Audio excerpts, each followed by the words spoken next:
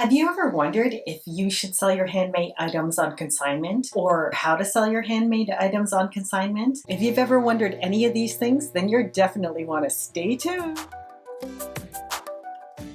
Hello, my name is Viloria-Miguel, owner and founder of Canada Bliss handmade crochet hats and accessories. On my channel, you can count on tips and discussions about all things handmade, crochet, creativity, and business. If you're new to my channel, you'll want to hit subscribe so you never miss any new content or my live streams. In today's video, I'm talking about consignment. What it is, the pros and cons, how to negotiate consignment, the things you need to do to prepare, and if it's worth it for you. If you're selling your handmade items and you feel like you're ready to start selling to shops and boutiques, or perhaps someone's already approached you about selling in their shop, boutique, or retail store, there are things that you need to consider. First of all, consignment is different than selling wholesale. Here's a brief explanation of both. Preparing for wholesale is quite similar to preparing for consignment. The biggest difference between the two is basically who owns the merchandise and when the maker receives the income from the sale. First and foremost, whether it be wholesale or consignment, you need to make sure that you're properly priced to make a profit. If you haven't already downloaded my pricing spreadsheet calculator, you can head over there after this video and watch that. Once you're confident about your price point, we can jump into wholesale and consignment. So in its simplest terms, wholesale is when a shop, boutique, or retail store places an order for a quantity of items. And that shop or boutique gets a price break from the maker or manufacturer for purchasing those items in larger quantities. With wholesalers, retailers will usually pay the manufacturer or the maker outright for the number of items that they purchase. So for example, if you sell mittens retail for $40 and a store places an order for 25 of your mittens, then you would probably charge them about $20 for that order of 25 mittens. Then the retail store would pay the maker $500, and the product is the retail stores for them to do as they wish and put for sale and discount in any way that they'd like. I'll cover wholesale more in depth in another video. However, with consignment, stores will make an arrangement with the seller, that would be you as the maker, to have a certain number of items made, stocked, and displayed in their store. The boutique or the store doesn't technically own the item, you still own the item, but it's physically in their store. If they sell an item, they get a percentage of the sale and you get a percentage of the sale. So in this example, if your mittens are $40 and they sell one set, then they take a percentage and then they track the item that they sold for you. Periodically, you'll check in with the store to see what's sold and they'll give you your percentage of the sale. So for example, if they stock 25 of your items and they sell 3 and your cut is say 50%, then you make $60. And then at that point, you can decide to restock that item in that shop, or you can take your products back, or you can continue selling. Now, there are different pros and cons with consignment. I'll start with the obvious cons about consignment. The first con is that as a maker, you're out the materials and the labor for the items that you've made, and you're not making any kind of income on it. So that's money on the table that's sitting in their store, and you may or may not get a return on your investment. Another con is that tracking inventory can get a little bit confusing, especially if you're working with more than one store at a time doing consignment, or if they're not tracking things properly, or you're not checking in on a regular basis. It can get confusing if you're running an online store and have to figure out how much you have in stock and how much they have in stock. Another con is you have to be on top of collecting funds from the retailers that are selling consignment for you.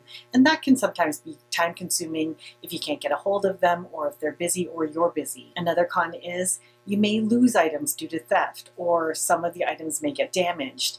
And then you're out those products if you don't have a clear consignment arrangement with the store. Some retailers or shops might be very demanding. Maybe they want to be restocked quickly, and then it might take away from your own business. However, how can you mitigate some of these cons or these pitfalls in doing consignment? Well, one option is you can consider not keeping too much stock at a store. Maybe just keep your top sellers there and then restock as you check in and collect your payments. You need to keep a good tracking system of what you've dropped off and what they've paid you for. And a good way to do this is set it on your calendar so you always check in with them on a particular date. It's also handy if you live nearby the stores that you sell consignment to. So if it's necessary for you to go into the shop, if you can't get a hold of them by phone or by email, then at least you can go right in and check on what's happening with your product. It's a good idea to also have a consignment agreement with whatever percentage each party gets whether it be a 60-40 split, 50-50 split. But friends, it's not all just cons when it comes to consignment. There are some pros, and you should also consider these things because this is an option for selling your items that shouldn't be discounted. The first pro is it's great advertising. You don't have to pay anybody to run ads, and your items are physically in a store. Now, if you capitalize on this aspect of having your product in a store, you probably want to make sure that your hang tags are marked with your website or where you sell your product, so that when people are browsing at the items that are available for consignment in your shops and boutiques, they could also head over to your website and check out your online variety of things that you have available as well. This is a great way to build traffic for your online site if you sell online. Another great pro about selling consignment is that it builds relationships and references for retailers in the future. So eventually, if your wholesale expands, you'll have retailers that you've already dealt with, that your future retailers who are considering you can call and ask a reference about how it is to work with you. That's one thing that you should know. Retailers do call around and they find out how good you are at being able to supply stores. In that light, if you decide to do consignment, here are some tips for you. In order to make it a little bit more worth your while and to compensate for having your physical product in there and having to put out your materials and labor before you actually get paid for them, consider negotiating as a jumping off point a consignment split of 70-30, 70 for you, 30 for the retailer, and then be willing to negotiate maybe a 60-40 split or a 50-50 split. When you start with a 70-30 split and you have a beautiful product that's high quality, maybe you already have some retailers that are carrying your items on consignment or wholesale, a 70-30 split will give the shops and boutiques more incentive to buy outright instead of getting the smaller portion, because if they decide to go for wholesale instead, they'll own and have a greater cut to buy it outright. Because if they buy it outright, they only have to pay 50% of the product, but if they sell consignment, it's 70-30. However, a lot of shops will consider a 70-30 split to try out the merchandise first. And then once you have a track record of being able to sell in their store, then at least for both of you, you've tested the item, you know what works, you can place future orders based on the items that sell well, and perhaps you can shift over to wholesale. Some boutiques, however, are worth doing like a 60-40 or a 50-50 split. For example, if they're a really high traffic store, very popular, everybody knows them, it gives you extremely great street credibility in order to be in that store, then sometimes it's worth it taking a 60-40 or 50-50 split. There was this one store in a very hot part of downtown Toronto.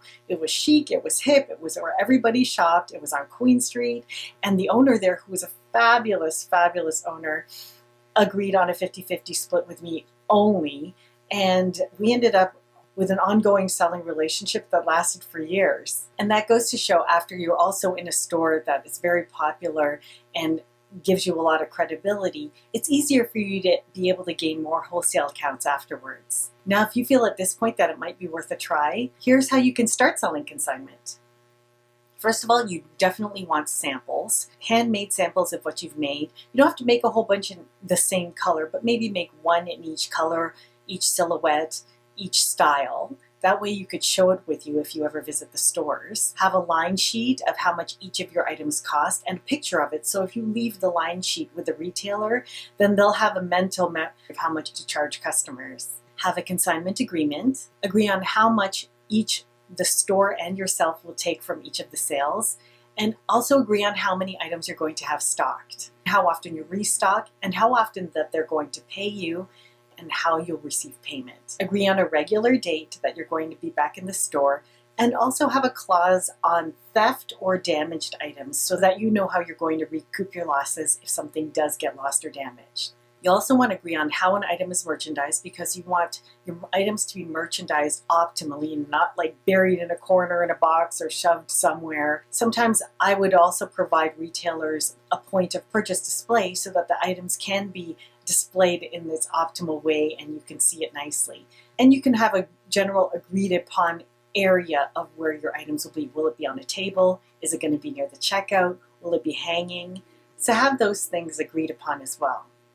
Consignment can be a great way for you to be able to get your name out there and establish relationships with retailers and shops. It can be great for you if you're just starting out and you can cover the costs of your items that you've already made, being in a store without getting any income from them right away. Now, if you have items in a store and they're not selling, take the items out in time so that you still have time to sell them at craft shows or online or in your own shop before the season ends. Just remember to put all those things in your consignment agreement. Be professional, make sure you provide quality items, and treat every challenge as a new learning experience. That's how you learn the ropes and are able to build up your stamina to be able to host more retail stores for wholesale. If you like this information and would like more information on how you can succeed and grow your handmade business, then feel free to book a research call with me in the link below. I'll put a link, and then we'll see if I can help you. Otherwise, feel free to drop a comment below if you have any questions. Or hit the like button or comment and let me know if any of the points I've made today have helped you. And don't forget to subscribe for more content so you never miss content that might help you. Until the next time, my friends, keep making things and have a healthy, safe, and happy handmaking life. Bye!